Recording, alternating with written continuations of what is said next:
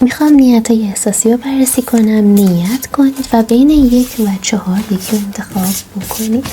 عدد 1 نسبت به نیت‌های احساسی دارم میبینم که نفر سوم ممکنه وجود داشته باشه و مراقب کیستون باشید. یکم ناراحتی احساسی رو دارم براتون میبینم که تا 7 وعده دیگه ناراحتی احساسیتون دفع میشه.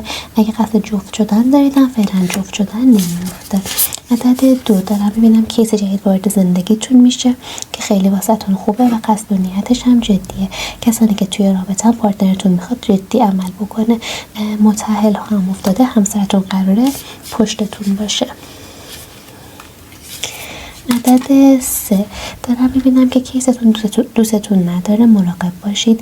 خیلی فکرش درگیر آشفته است و ناراحته، یا کاری باش نداشته باشید یا اگه میخواید رابطه رو کات بکنید هم کات بکنید.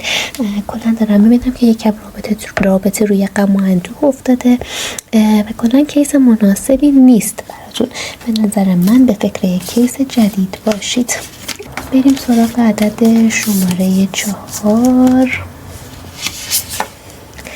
خب کسانی که شماره 4 رو انتخاب کردن دارم براشون میبینم که کلن به یک انرژی خیلی خوبی میرسید که نیت‌های احساسیتون کلا قراره به نفع شما پیش برن و هر نیت احساسی که داشتید قراره به بهترین شکل پیش بره. بازگشت اتفاق میفته، خواستگاری و ازدواج اتفاق میفته و کلا هر چیزی که به نفعتونه و بهترینشه واسه شما عزیزان اتفاق میفته. اینجا کانال فالپریه، حتما کانال رو سابسکرایب داشته باشید.